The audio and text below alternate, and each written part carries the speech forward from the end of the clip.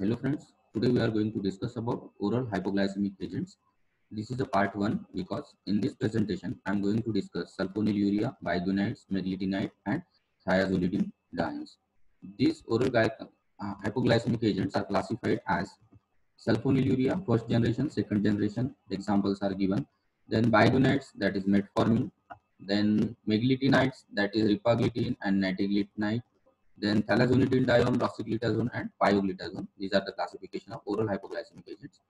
Then further drugs are classified as alpha glucosidase inhibitors like acarbose and miglitol. Then DPP4 inhibitors, that is sitagliptin and vildagliptin. Then incretin mimetics drugs, that is exenatide, and SGLT2 inhibitors like canagliflozin and dapagliflozin. Now we are discuss about the sulfonylurea. Now, these class of the drugs, they are mostly preferred in type 2 diabetes mellitus patients. Now, what is the mechanism of action of this type of drugs? As you well known about, when glucose enters or it stimulates the GLUT2 uh, transporter and it enters into the beta cell of islet. This glucose will convert it into glucose 6-phosphatase, and by TCA cycle it will produce as the ATP. Now there is a presence of potassium channel. These are the ATP sensitive potassium channels and there is a efflux of the potassium. So this formation of ATP will inhibits the efflux of the potassium channel, which leads to depolarization and stimulation of the calcium channel. Therefore, the influx of calcium get increases, which produce the effect on insulin granules, and thereby this calcium mediate the exocytosis, whereby the insulin molecule get releases into the blood or blood plasma, and thereby it decreases the elevated level of the glucose level. Now, how this sulfonylurea will act?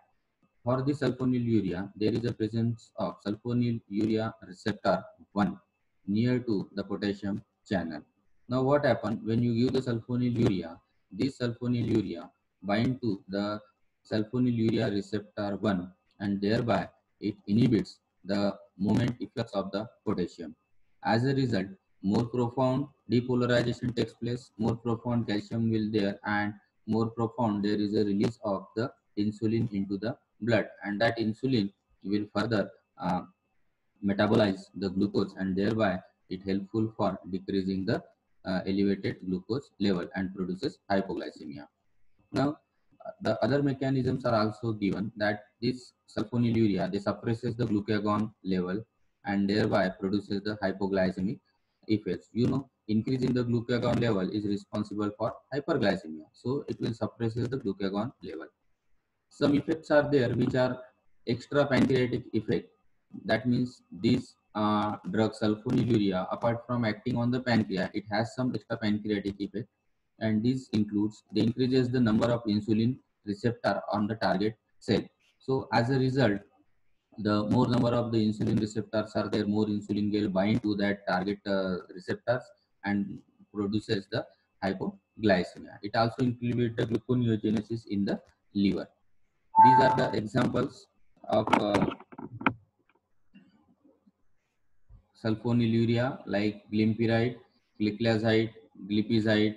They increases the sensitivity of peripheral tissue to insulin. If the sensitivity is increases, most of the time type 2 diabetes is because of the resistance to insulin.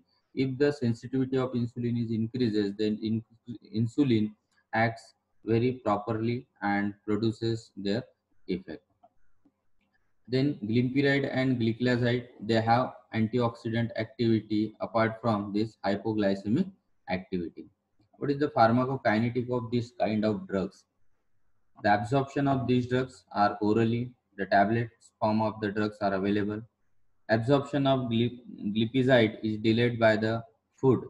So if food is present, it will delay its absorption. All these drugs are strongly plasma protein binding, means 90 to 98% bound. If more plasma protein bounding, the drug will shows action for longer period of time. In that 90 to 98%, this glimepiride is the drug which is 98% bound to the plasma protein. These drugs are metabolized in liver and also the kidney. They are excreted from the urine as it metabolizes in the kidney. Duration of action of second generation is 24 hours. Means the second generation sulfonylurea, they are having the duration of action of 24 hours. These are the important features of some sulfonylurea, which I have taken from the A.D. Tripathi, the book which is essential for medical pharmacology, 6th edition. Now, in this case, if you observe that the plasma half-life of drug, it is given, the duration of action is given, then daily dose and number of doses which are required. For example, suppose chlorpropamide is there, its plasma half-life is 30 to 36 hours, so duration of action is 36 to 48 hours. So only single dose in a day, that is sufficient. So similarly, the plasma half-life and duration of action of all these drugs are given in this chart, in this table. Now, what are the adverse effects of these sulfonamides? If it takes for longer times or by default it is taken a double dose, then it will produces the severe hypoglycemia. There is a chances of the patient that it undergoes the coma. In case of the elder patient who having the problem of the liver and kidney function, this will produces this will not be specified. Then some non-specific adverse effects are there like nausea, vomiting, flatulence, diarrhea, headache, weight gain. And weight gain is only because of the fluid retention or edema. It also produces the hypersensitivity, including the photosensitivity like skin rash, blood dyscharcia rarely occurs. Then chlorpropamide is the drug which produces the cholestatic jaundice. Tolbutamide reduces the iodide uptake, so therefore it cannot be suggested in case of the hypothyroidism. Now these sulfonamides, they are contraindicated in pregnancy because they are secreted through the milk, and they cannot be given to the nourishing mother. This is what we can say the contraindication also. What is the drug interaction with such types of drugs? Displaces from the protein binding. So salicylate, sulfonamides, phenylbutazone, these are the drugs which displaces the sulfonamides from their protein binding. As we know, these are the 90 to 98% bound protein bound. If displacement is more, the drug will not there for longer period. Inhibits metabolism and excretion. So cimetidine, sulfonamide, these are the drugs which inhibits the metabolism and excretion of the sulfonamide. Then some drugs are there which synergize with or prolong pharmacodynamic action like salicylates. Means if you give such type of drug along with sulfonylurea, it will prolong, they will prolong or synergize the effect of sulfonylurea. Then some drugs are there which induces the metabolism of sulfonylurea like phenobarbital, phenytoin, rifampicin and chronic alcoholism. Some drugs are there which having the opposite action or suppresses insulin releases, so they cannot be given along with these drugs. Then another class of drugs like biguanides, under that fenformin and metformin are the drugs. Metformin is a widely used anti-oral hypoglycemic agents, which is also called as anti-hyperglycemic agent. So fenformin, it is banned because of the lactoacidosis, but metformin is still in the prescribed in the and available in the market. Now, what is the mechanism of action of biguanides? So these biguanides, they promotes insulin binding to the receptor. So ultimately it will promotes or it will increases the sensitivity of the insulin. So more and more insulin get bind to the receptor and produces their action.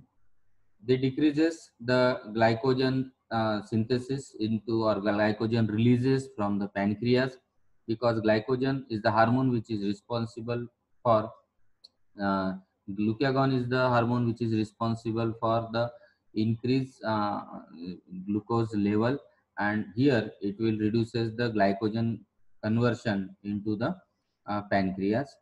Then third is increases the glycolysis in the tissue, breakdown of the glycogen in the tissue, which is again helpful. It decreases the glucose absorption from the stomach and intestine. Then it decreases the gluconeogenesis in the liver. It increases the insulin sensitivity in the adipose tissue and the skeletal muscle. So overall, these drugs will try to reduces the elevated blood glucose level. But here, if you observe, this drug is not directly act on the beta cell of isolate of Langerhans. What is the advantages of this biguanides over sulfonylurea? First is that does not lower blood glucose level in normal person, whereas there is a chances in case of sulfonylurea they will lower the blood glucose level. Action is not through the beta cell, and sulfonylurea they produces the action through beta cell. Can be given to obese person. Sulfonylurea causes the fluid retention, so they cannot be prescribed in case of obese person. It also lowers the lipids, so these are helpful in the obese person. They are not bound to plasma protein and excreted unchanged by the kidney. This is one more advantages. So this pinformin, as I told you, it is banned in the India from 2003 due to lactoacidosis, and no other longer beneficial effect was observed of these drugs.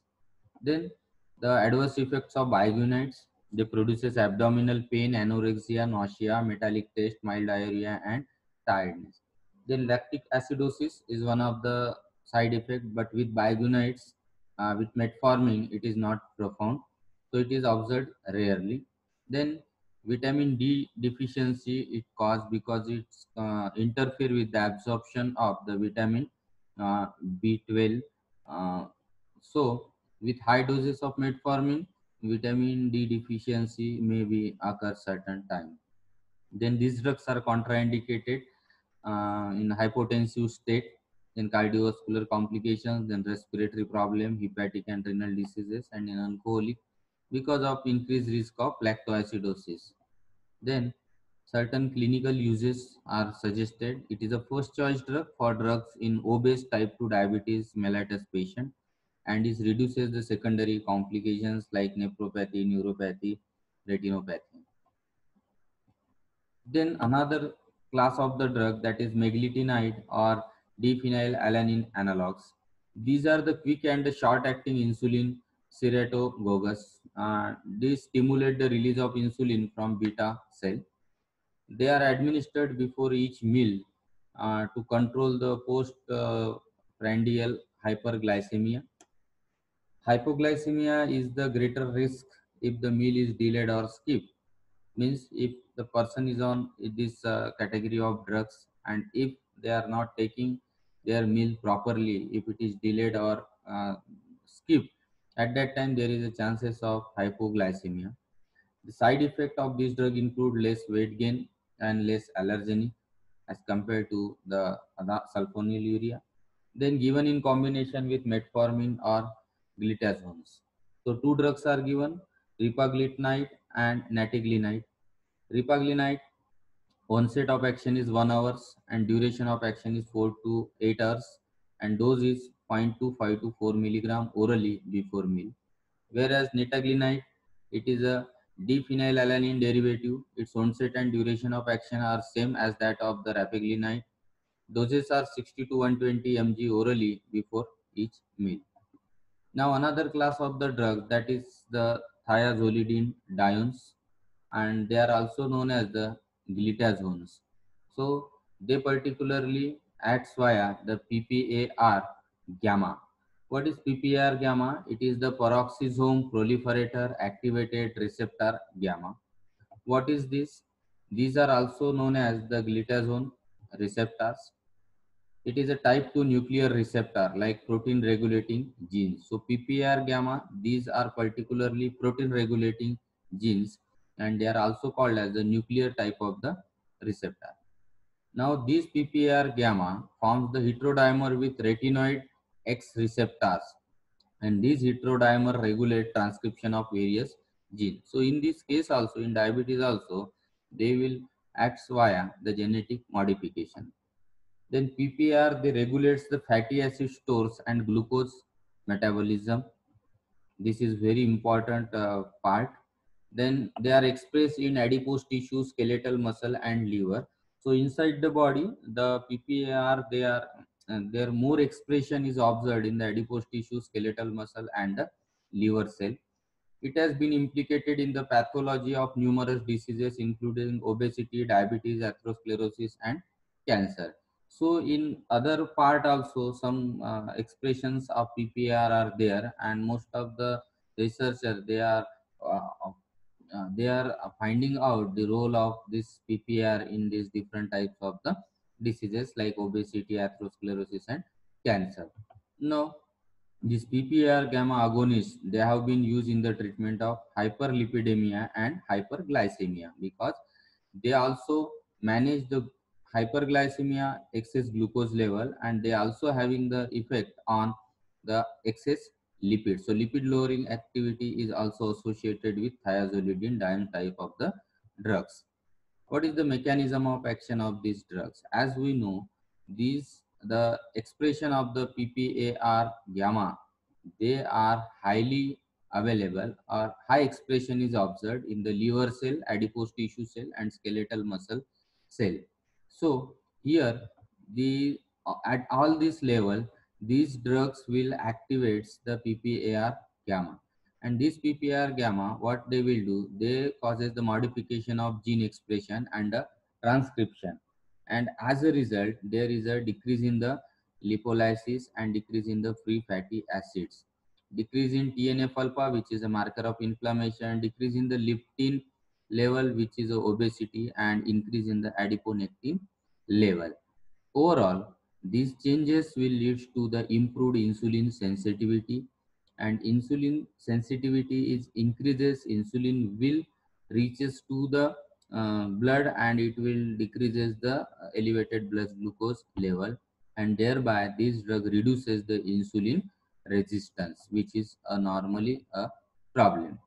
So this is what the mechanism of action of thiazolidinediones, particularly they stimulates or activates the PPAR gamma at liver, adipose tissue, and skeletal muscle. Therefore, modification of the gene expression, which leads to the alteration in these biochemical parameters, and they improves the insulin sensitivity and reduces the insulin resistance. Now, what are the other action of these thiazolidinediones? They increases the number of GLUT4 transporter. As we know, in case of the glucose, the GLUT4 insulin mechanism of action, we have seen that GLUT4 transporter, they can also stimulate the entry of glucose into the membrane.